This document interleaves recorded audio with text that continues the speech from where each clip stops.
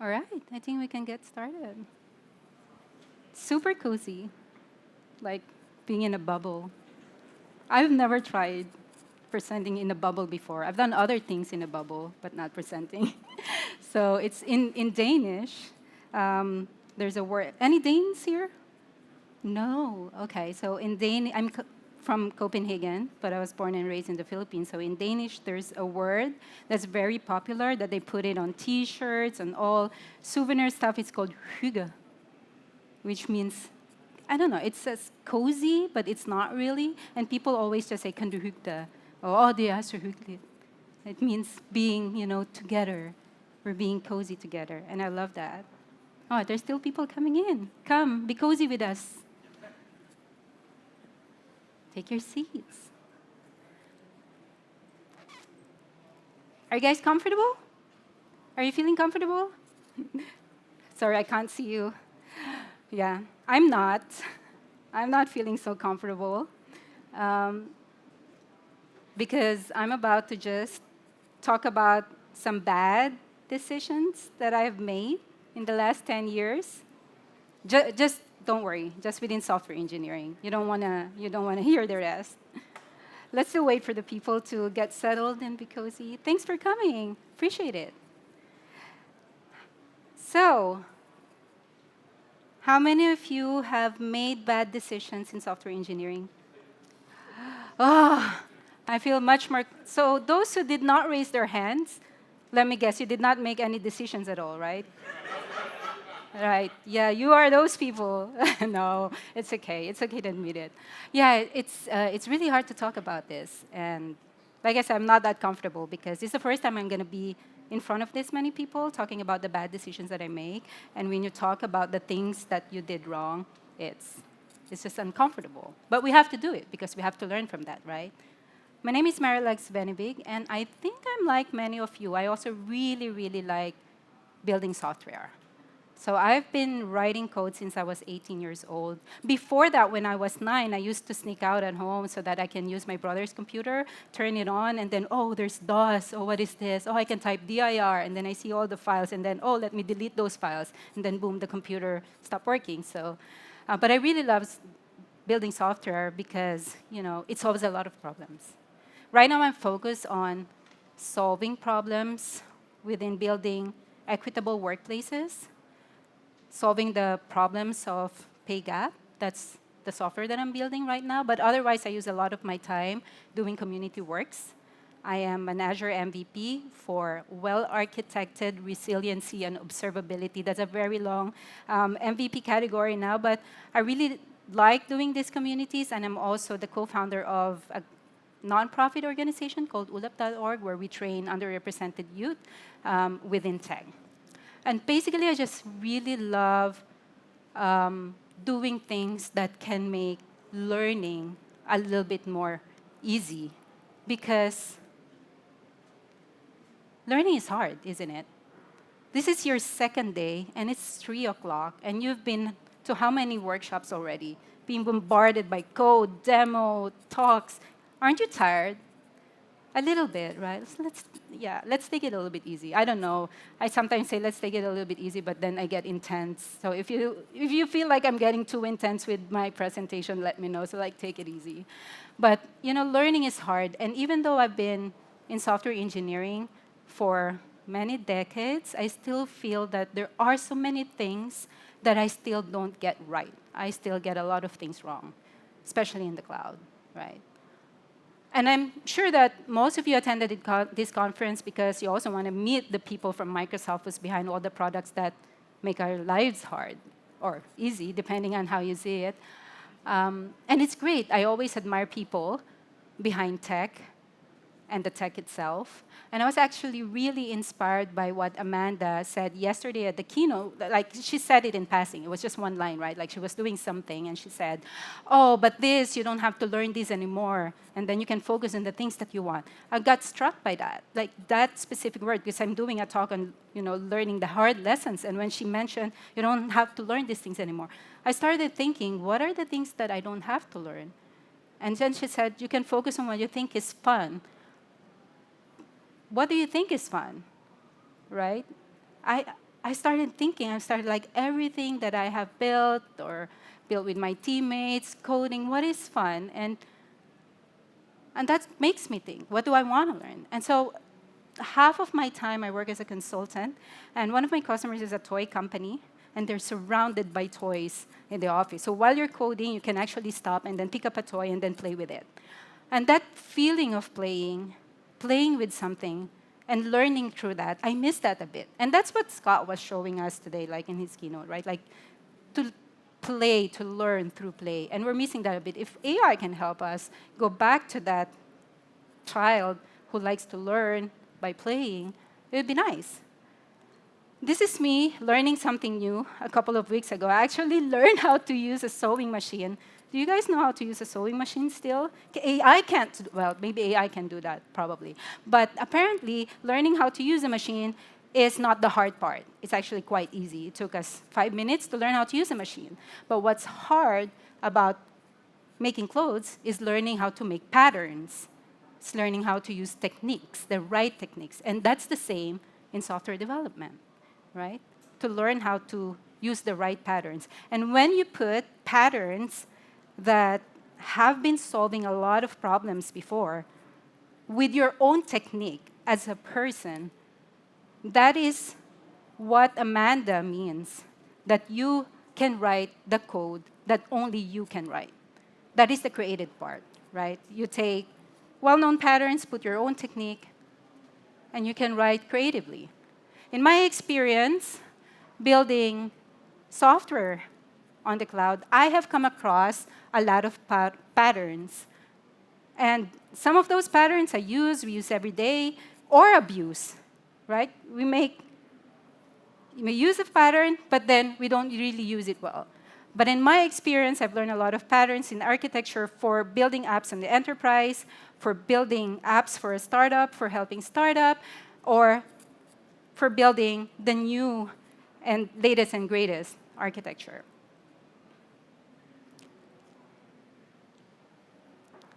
In his book, Designing Distributed Systems, Patterns and Practices for Scalable and Reliable Systems Using Kubernetes, that's a long title, Brandon Burns wrote, and I quote, "Building good and reliable software on the cloud is hard." Building good and reliable software on the cloud is hard. Do you know Brandon Burns? Brandon Burns is a co-founder of Kubernetes. He's a VP at Microsoft responsible for products like the Azure Arc, Azure Kubernetes services. He's got PhD on robotics. And if this guy says that building good and reliable software is hard, I believe him, right? But the thing is, building software now is getting easier and easier. We've seen that today. That's what you're learning in this conference. It's getting a little bit easier. But is it still easy to build good and reliable software? Yesterday, we heard about how you can use or you put instructions and constitutions to your AI agent so that it only does what you need or you want it to do. But how do you even write those constitutions? How do you make like these architectural decisions? You also ask AI or what? Like you need some experience. You need the fundamentals. You need to again understand patterns. So I asked AI, what are the most common Azure cloud architecture patterns that has been adopted over the last decade? And this is what it gave me. You can click the link so you can see my prompt. It's from Perplexity. Take it with a little bit of grain of salt because, of course, this is just the indicative of the trend. But something here is interesting, right? Well, you can see all the patterns. Microservices, serverless, three-tier, multi-cloud, edge computing, AI-driven. We've all worked with this, right? You've all worked with these patterns. And you can see the trend, like from after 2023, there's a rise in edge computing and AI-driven. But the interesting part are these two lines, these two crosses. This is the decline, showing the decline of the three-tier application and the rise of microservices. And why is that? And sometimes I think, did we start building microservices because cloud came, or because we need to build microservices, we needed an environment like the cloud? It's a chicken and egg problem, right? But the fact of the matter is, this adoption changes, it's not because of technology, but because us humans, our needs, were also changing all the time. Suddenly, we want to be able to do everything and everywhere all at once. We want to be able to work on the beach, and then suddenly the 3-tier application that runs on your corporate environment is no longer cool. You wanted something else. And that brought about this change. Patterns also impact not just the way we work, but a whole economy, our society. This is the timeline of all the major product releases on Azure for the last 10 years. So as the patterns change, the products also change. And then we need to learn more. So most of you probably aware that in 2010, Windows Azure was launched. And then in 2012, where everything was just being lifted and shifted from the internal on-premise environment, they released Azure VM, VNet, websites, which is now called App Services. And if you talk to consultants at that time or to engineers, all they talk about is migration, modernization. In 2014, Windows Azure was rebranded to Microsoft Azure, and all products related to big data started emerging. We have machine learning, HD Insight, Data Lake, Azure Batch, and we all talk about big data. And if you look at your slideshow, maybe you still have your slideshow back from 2014 or presentation to your boss, it's still like, oh, we need to do big data. So that also influenced our way of work. And then in 2016, we realized that the things that we have lifted and shifted a couple of years ago does not scale well on the cloud. And we needed something else. And also, all the big data that we're trying to ingest, we needed a better pipeline to handle that. And you can see products emerging related to the IoT. IoT Hub was released, and the Service Fabric in 2016, and then in Azure Functions, also released in 2016, and all the products related to building microservices emerged in 2017. So we saw container instances, Azure Kubernetes services, and then we needed a real database that can support a highly distributed environment at a global scale. So comes also the Cosmos DB. And while we engineers are busy making sense of how to make microservices, how to scale, bam, suddenly pandemic happened, and we were all in lockdown. And what happens then is that corporations realize that they cannot just rely on a single cloud. And so a lot of products related to multi-cloud also started emerging around that time during the pandemic. That's why you have, in 2020, Azure Arc was also released. And by the time we woke up from the horrors of pandemic in 2023, AI has already taken over. So in 2023, Microsoft announced the integration of ChatGPT with OpenAI, and the rest is just history. What were you doing those last 10, 15 years? You were learning a lot. You were learning a lot. You were learning how to build microservices. You were in a heated discussion with your colleague whether to use VMs or serverless or do it in functions or migrate it in containers. You were learning how to debug on the cloud. You were learning how to bring down cost. You were learning how to understand the politics of no vendor lock-in. You were learning to train the models. It's a lot of information, all the while you are all, or we are all, trying to just survive the pandemic and the corporate drama. And the amount of knowledge, the amount of patterns that we have to absorb during this time is astronomical. It's a lot. And I just wanted to make that introduction because I wanted to be, for all of you to feel proud of the things that we learned throughout these years. And these are hard lessons, I tell you. These are hard lessons.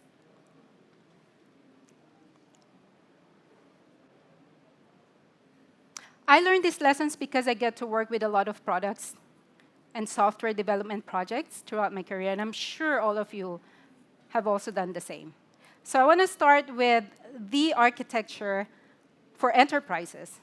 And I selected a couple of products that I worked with, not all, and then I'm going to show you the architecture, what are the good decisions, what are the bad decisions, and what happened to it. Who works for enterprises? Oh, a lot of you. Are you happy? Sorry for asking, putting you on stage.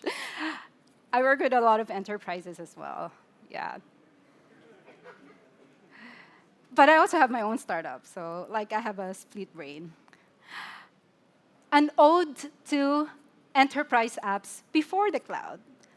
Any developers before the cloud? Don't be shy. Oh my God, there's a lot of you. Hello. You remember diagrams that just look like this?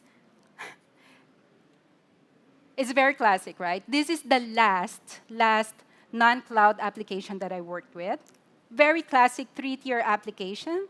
You have a front end. That was actually written in the earliest version of Angular, Angular 1 point something, I forgot the exact, but it's like 1x. That's the time when they still call Angular 1.x something. And the backend is ASP.NET, not yet core.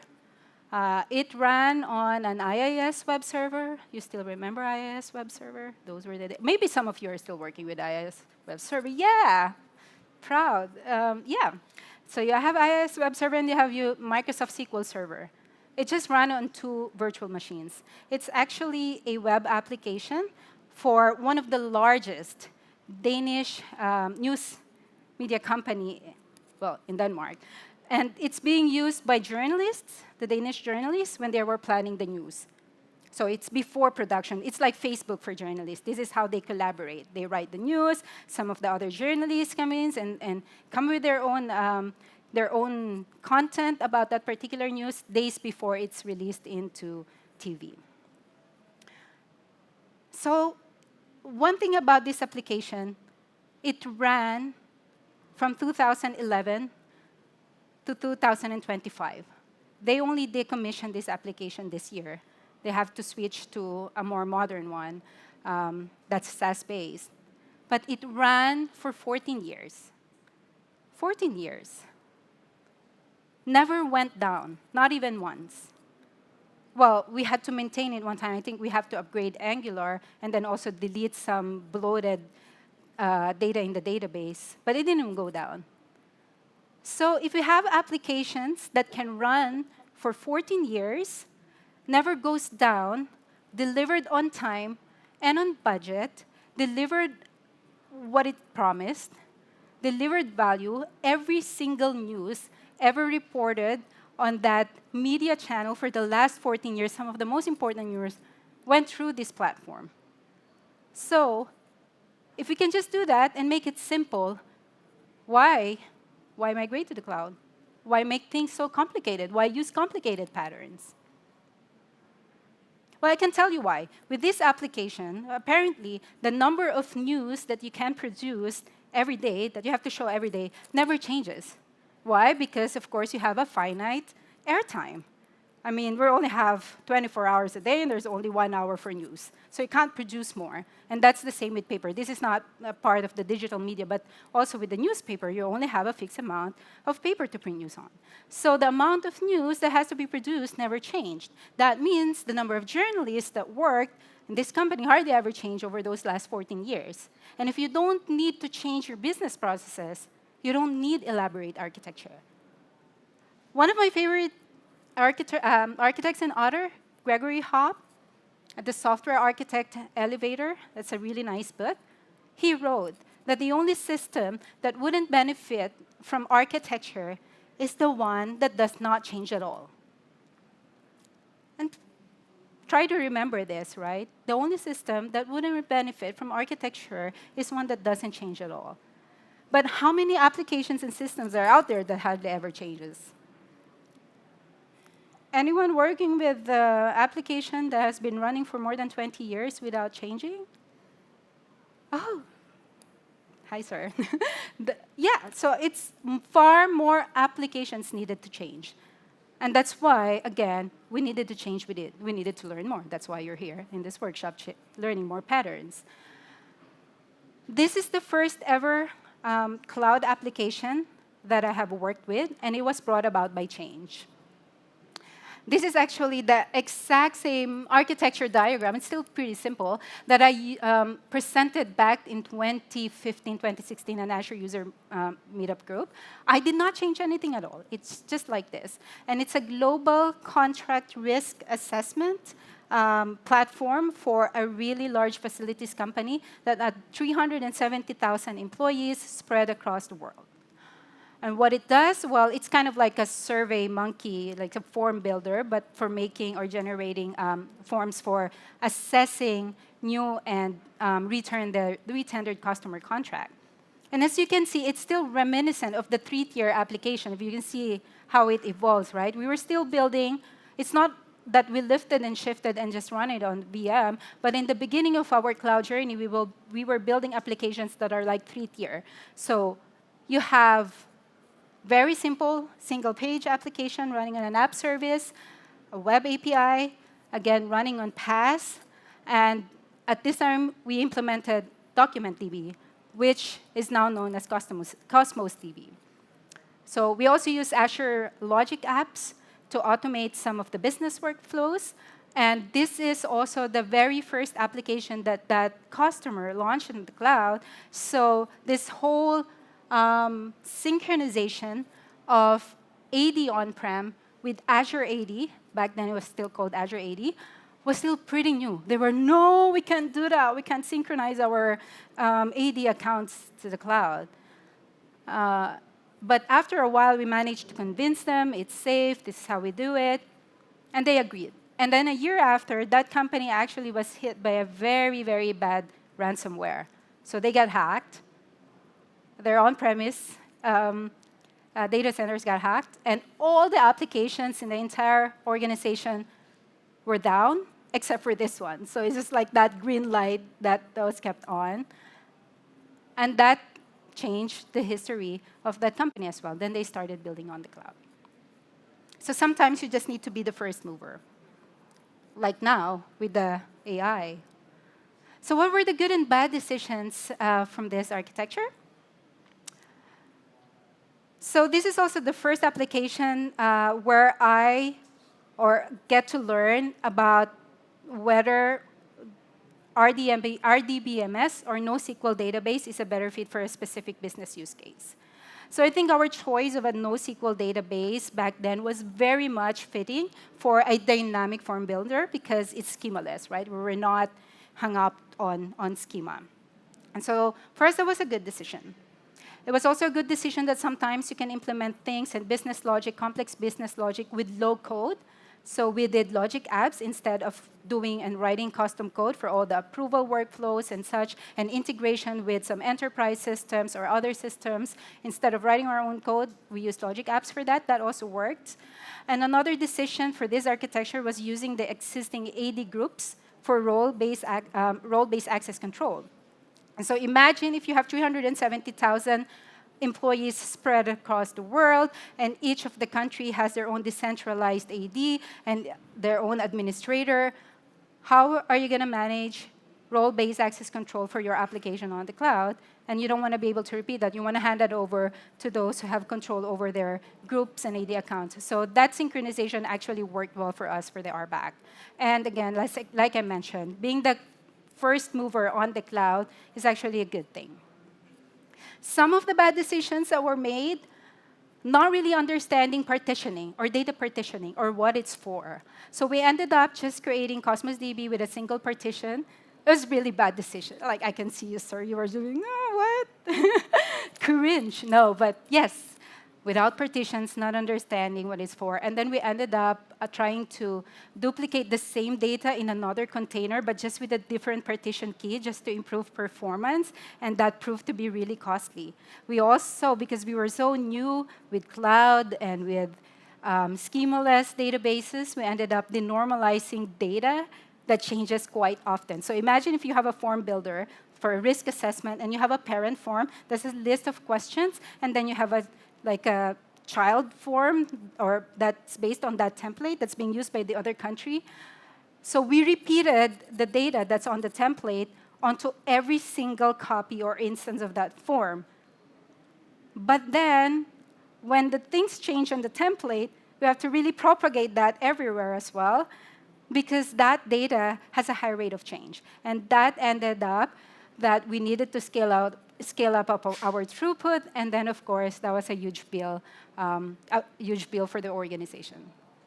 And I think if we understand the root cause analysis of those decisions, it's just because it's just a lack of understanding of what is your service level objectives. Understanding why do you really need to use distributed applications in distributed database? What is your SLO for latency and availability? If you start with those targets, then you start thinking, all right, how can I make use of this particular platform, this particular database to serve my purpose, to be able to reach my target in my SLO. But we didn't have that. We just, oh, cool, nice tool, let's use it this way. And we are in danger of doing that again with all the new tools that you're being handed out now. So think about that. This is probably one of my favorite products that we design. It's an internal developer portal for a really large enterprise company that had around 4,000 or 5,000 engineers, and they're not a digital company, they're a normal logistics company, but they had 5,000 engineers building 500 products, and hence they needed something that would make it easy for those product teams to deploy really quick on the cloud while still following guardrails. So this was in 2019, and at that time, this was a year before Spotify Backstage was released. Are you familiar with Backstage?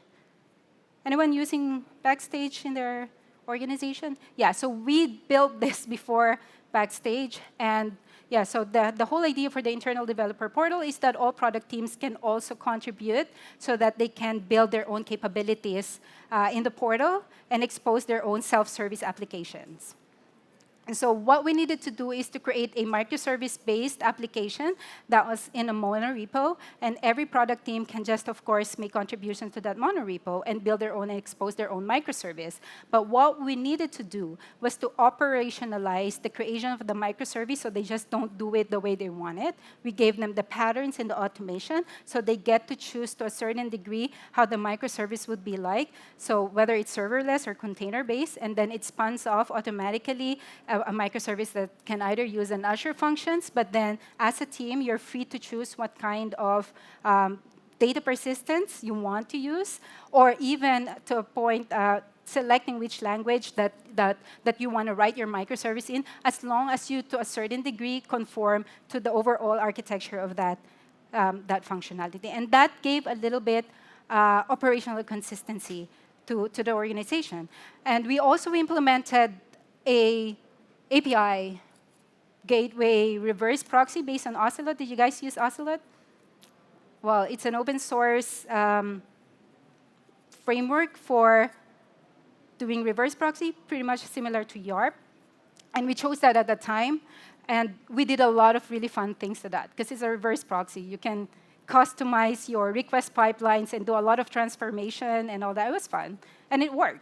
And what it did is that all the cross-cutting concerns for all these other microservices for this internal developer portal were taken care of by this proxy, authentication, caching, rate limiting, and so on. And these small jobs here, these are actually, these were created by another team that deployed a container or spin up a container to scan different products if they are adhering to some of the architectural guardrails. So these are like product health scanners.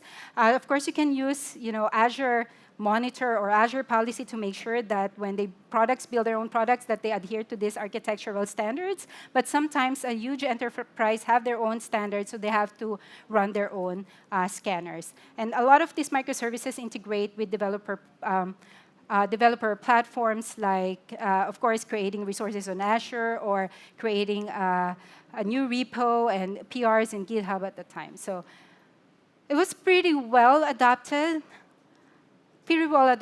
that at some point after maybe just 3 months, the list of microservices from 10 grew to a couple of hundreds. And I don't know how many there are now. And like I mentioned, some of the good things that this architecture brings is operational consistency with autonomy. So if you have an organization that have 4,000 4,000 engineers, you got to have some consistency in the way you build products, and you have to think about how to do that in your organization. And the other thing is the continuous deployment at scale. If you're also building a monorepo where you have hundreds of engineers contributing to that monorepo, how do you do continuous deployment? How do you make sure? So we have to make sure that only the microservices built by, or that has been changed by a specific product team will be deployed and not all.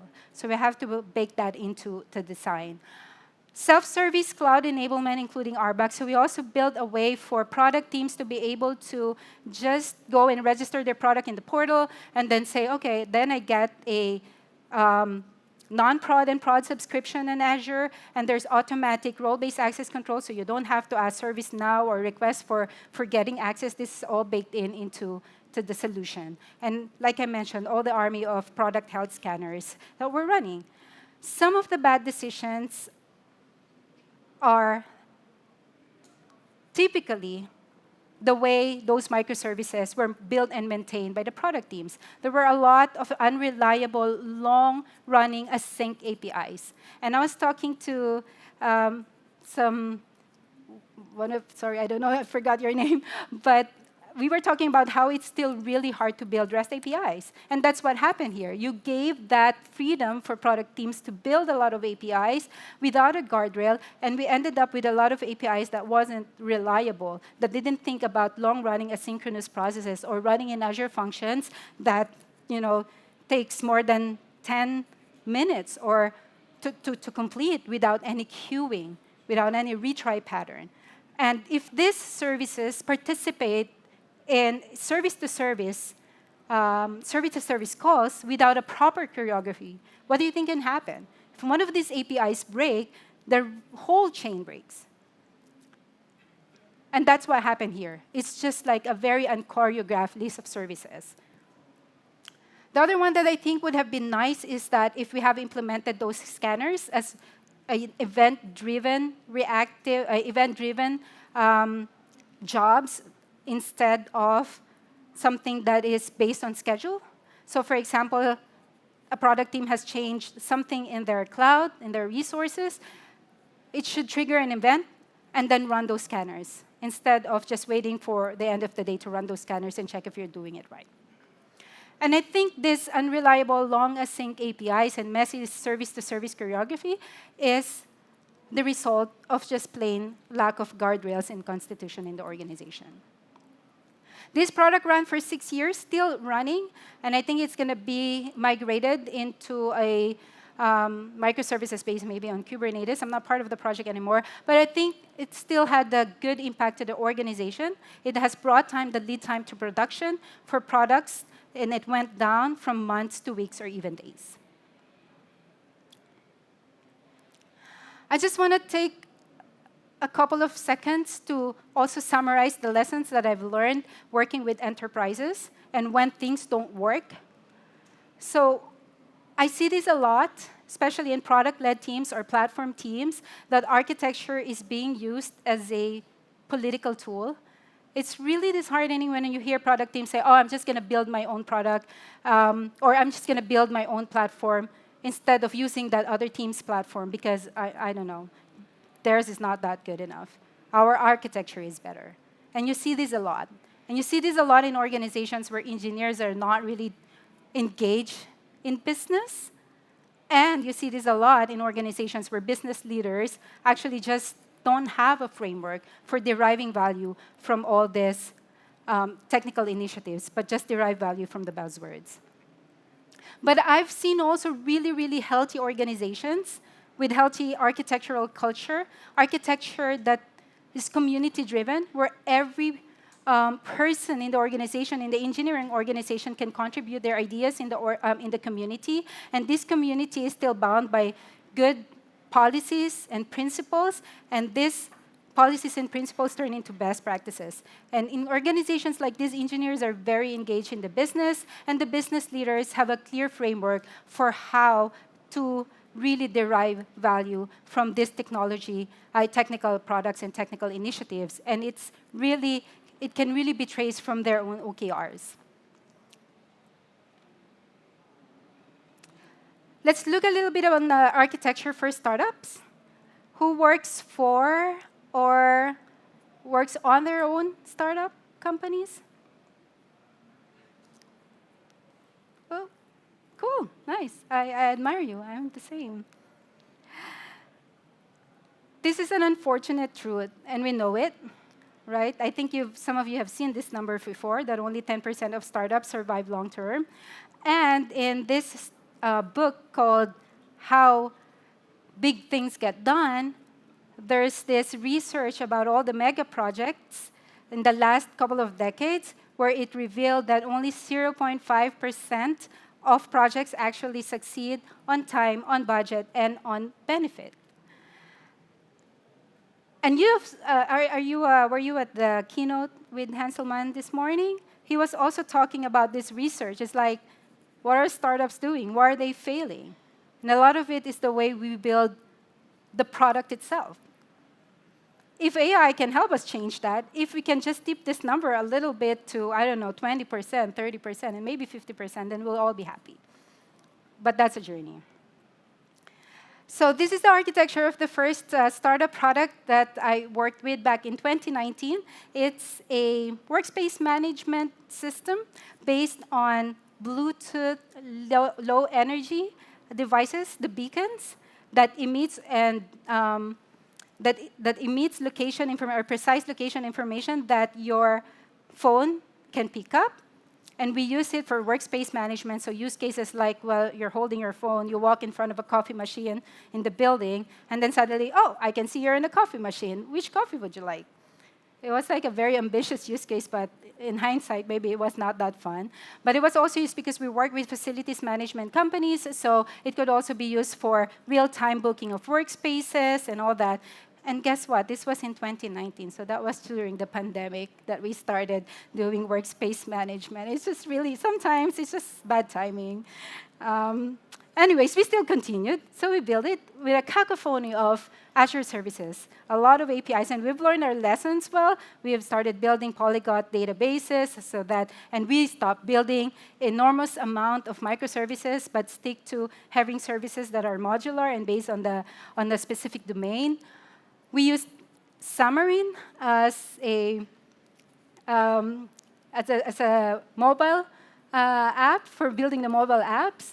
And we use Azure Event Hubs to ingest all the events and data from the BLE devices. And then we do the processing in the API, and then we send out notification using Azure Notification Hub. It actually worked. It actually worked. And the exciting part in building this was how to really understand, this large amount of events and data that you get from devices. So we were really training it and seeing how, okay, if I walk like this, does it look like I'm really leaving my workspace, or am I just talking to my colleague? So understanding cases like that was pretty fun, and sending out real notification. I mentioned that we've learned our lessons, so we started using polyglot database. So for some use cases or for some domains, we needed an RDBMS, and then for other domains or other bounded contexts, we needed a NoSQL database, and then for others, it's just files. So not locking us down to a specific data model, and the domain-driven modular architecture. As you can see, there's a little bit of lack of foresight in technology with this startup. So not only that pandemic happened, it's also the exact time that we were about to launch it, Android and Apple announced that they're no longer supporting BLE while your app is closed. So there was a privacy issue. So we can no longer continue. And in hindsight, another thing that I've learned is that if your product is really built on the core APIs of a device, maybe it's better to use native development, native iOS and native Android. And it's good. A lot of use cases can fit in using cross-platform mobile development frameworks, like, we don't have Xamarin now, but Maui and that. But if you are really, really dependent on one technology, you will be a bit safer if you rely on native development. Unfortunately, we didn't get to launch this. because of technology shift. And we also bootstrapped this startup, so we just ran out of fund. This next one is a bit funky. Honestly, I don't know what we're doing, but I'm just going to talk about it anyway. So it's actually a startup for an edutech.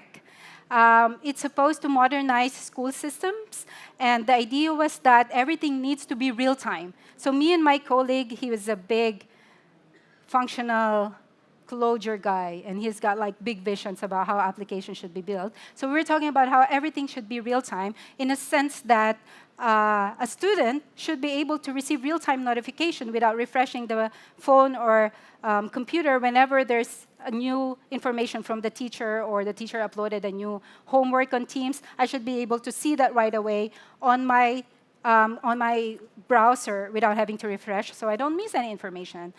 So the challenge in this design is how to make end-to-end asynchronous applications. And what do I mean by end-to-end asynchronous? So we're used to asynchronous writes, right? So the whole idea here is the web client can call both asynchronous write, that's common, like you just say, please save this data, please save my homework, and then you get a 202 accepted, and then later on you can be notified via SSE that that homework has been submitted. That's fine. But asynchronous reads are pretty weird.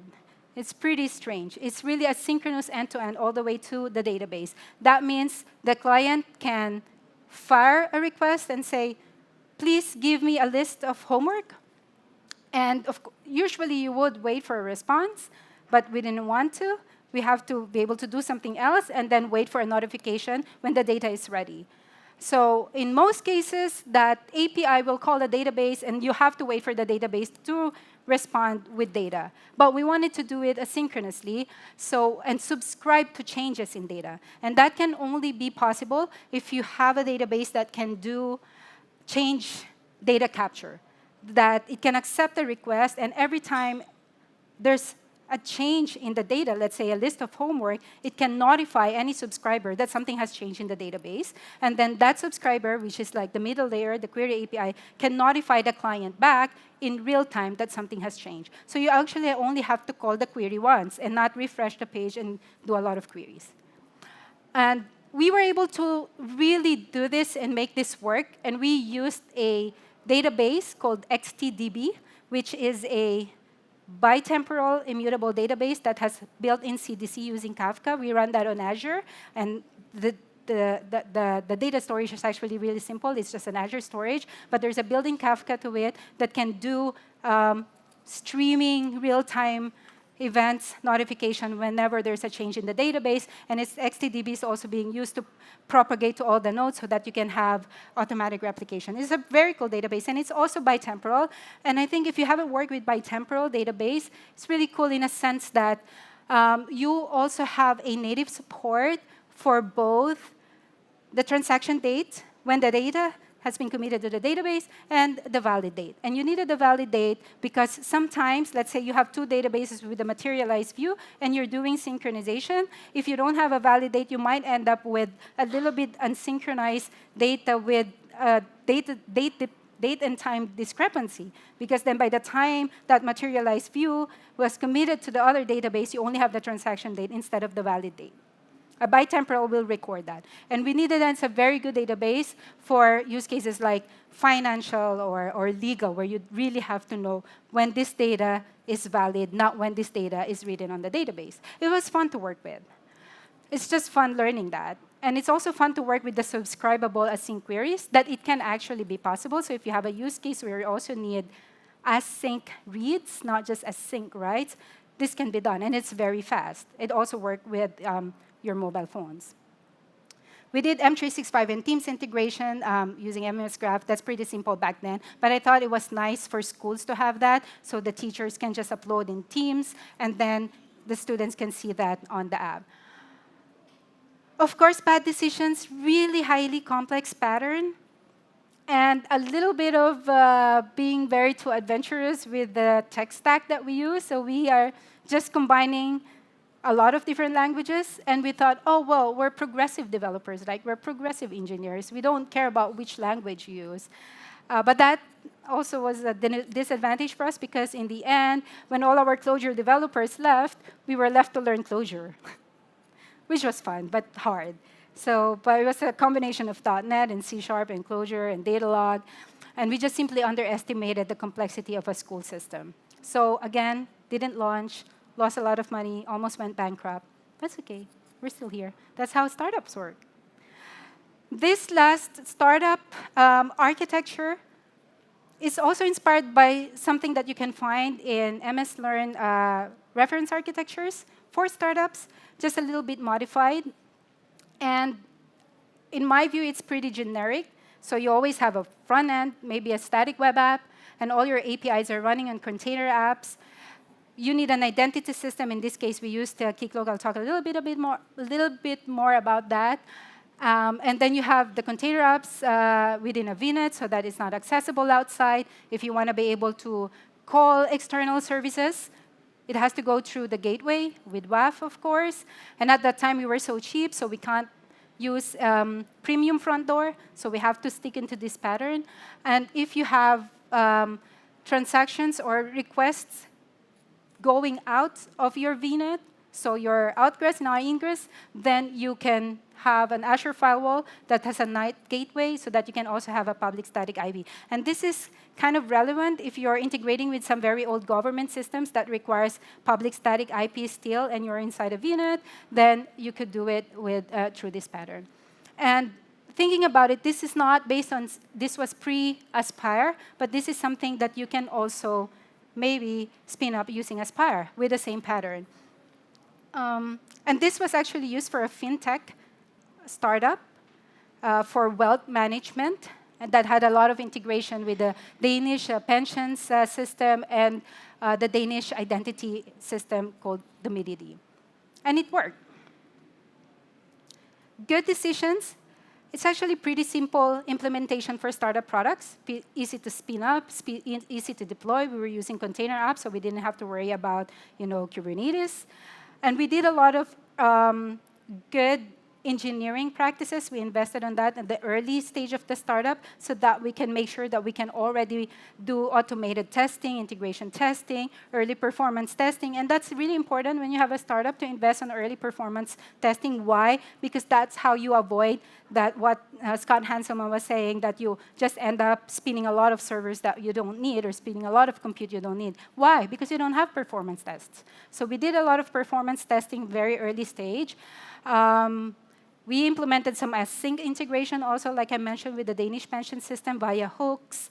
And we also did not, in the very beginning, invest on an elaborate analytics platform, because some of the things you don't need analytics yet. Some of the things can be done by the database, by Postgres, for example, using triggers and CDC, and then you have a computation and materialize the view, and you would have some very simple analytics data. And in this case, it was about wealth.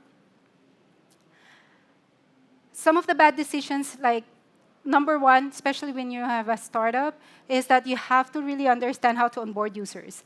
So because the onboarding of the users was so complex, we had to redesign everything. And we're using Keycloak to do the whole user onboarding processes because we don't understand how to do or how to get users to use the product, whether it's a B2B users or a B2C users. So that triggered a lot of redesign. And because we had to redesign, we also have to encounter a lot of delays. It could have been better with the integration. And in hindsight, of course, we should have limited the technical features that this product offers from the very beginning.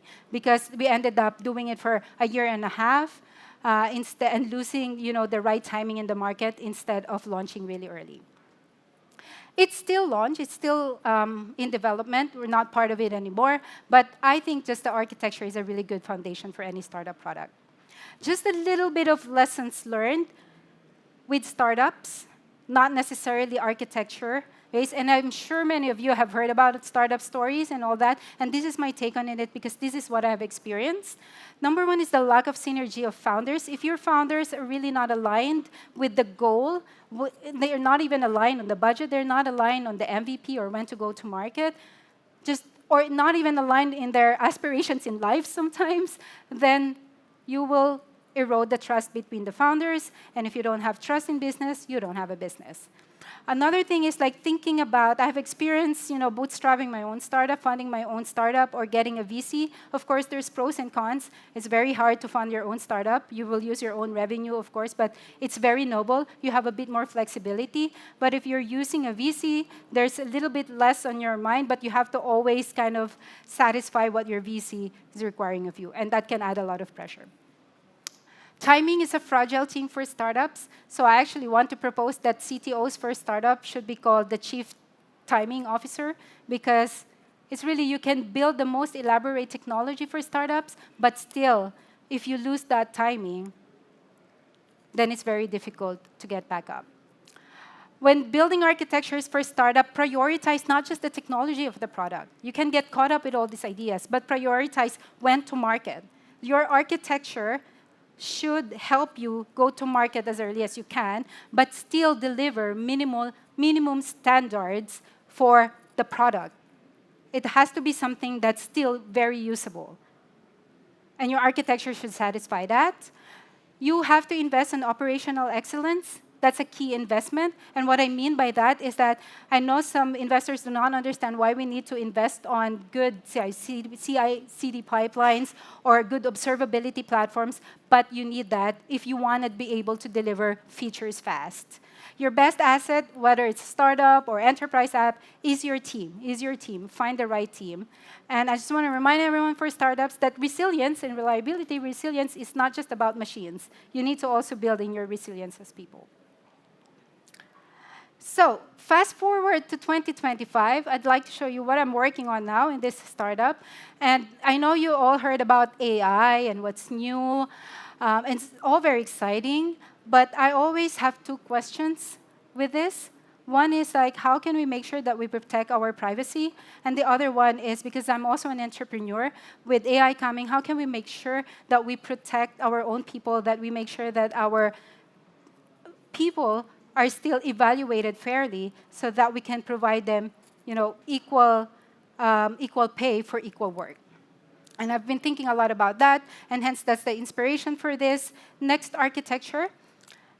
So when we're building, this project is called Alon. It's a workplace equity platform. The EU has a new regulations that's going to be enacted in 2027 that all companies over 250 employees will have to report their pay transparency, basically remove the pay gap. So, but when we went to our early adopter said, no, we cannot use the cloud. We cannot use Azure. We cannot use AWS. We have our own premise. This is employee data. It has to be portable. It has to be self-contained. It has to run on-premise. But we also have like our own internal version of this we don't have an on-premise server as a company. We have Azure. So I was thinking, how can we make a self-contained and portable application? What kind of architecture can we use for that?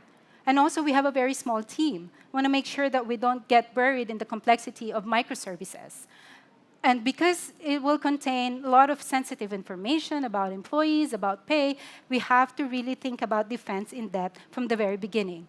And as I mentioned, if you have a startup, you need to think about observability and being able to also really design your architecture and evolve your architecture based on what you see, based on data. So what did we come up with?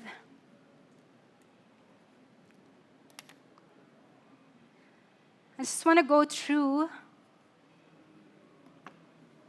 a C4 diagram in Mermaid of the system landscape.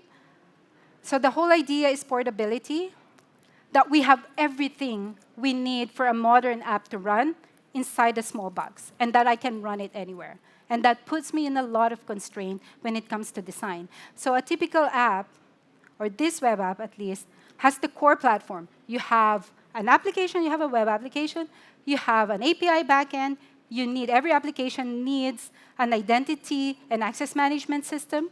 You need that.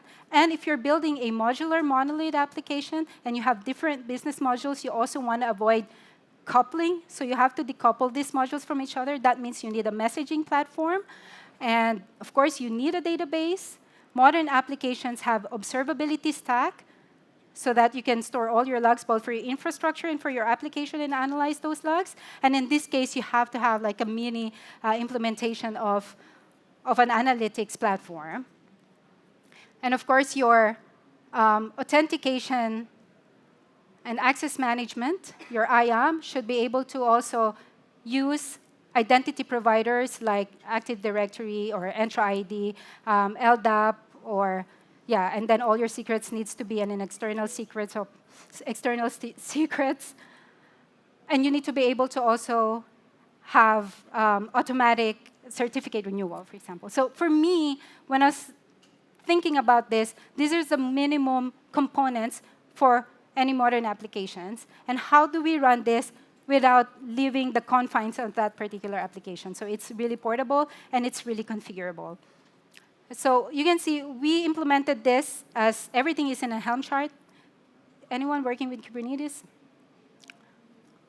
Cool. Well, so we just implemented everything as a single chart.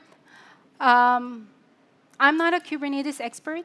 Now I have to be, because we really have to think through how to design this. So everything is configurable in your Helm chart. And if you issue Helm install, it will just, you can turn on and off these components as you wish. If you don't need RabbitMQ, for example, or if you don't need the observability stack, or you don't need the analytics stacks, you can configure that. And everything is configurable in your values. And this is values file. And the thing with thinking about configurability of a portable application, you should be able to say that this particular application, if it's running in this particular client and they only have a limited amount of resources, you should be able to configure it also down to the number of CPUs or memory, and it can be really, really small. But then for larger companies, you should be able to also configure that, and you can do that with Helm. And that's what we did. And we actually installed this both in Azure Kubernetes Services and then also using K-trees, which is a lightweight distribution of Kubernetes. So if I look at the terminal, let me just see if I can log in. Yeah. So if I do kubectl, these are all the components that this particular portable application has deployed. You have an API, you have Postgres database, you have Keycloak, you have RabbitMQ, you have Grafana, Loki, Prometheus for logging, and you have the certificate manager for certificate renewal. So this is how it looks like when deployed. As you can see, I can just, of course, I can log in because I have configured my Keycloak to integrate with my, I have to authenticate.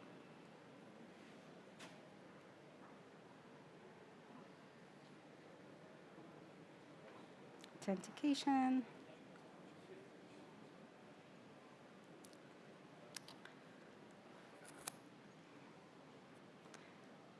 So I can log into the app, and if I look at auth here, this is the Keycloak deployed with the app, just within the same cluster. Who's working with Keycloak? Someone's cheering. Oh, I love it. Then you have a whole identity and access management system in that one small portable application that deployed with your Helm. And it's all configurable. If you want to configure an instance of this Keycloak with its own theme for your own specific customer with their own identity provider, you don't have to go and provision other stuff outside that confines of your application. We even also added Grafana inside that portable application. So again, I can install it in a small K3 VM. Maybe if I have 3 laptops at home, I can still even install it, and I don't need any other platforms. And it's cool, for me at least.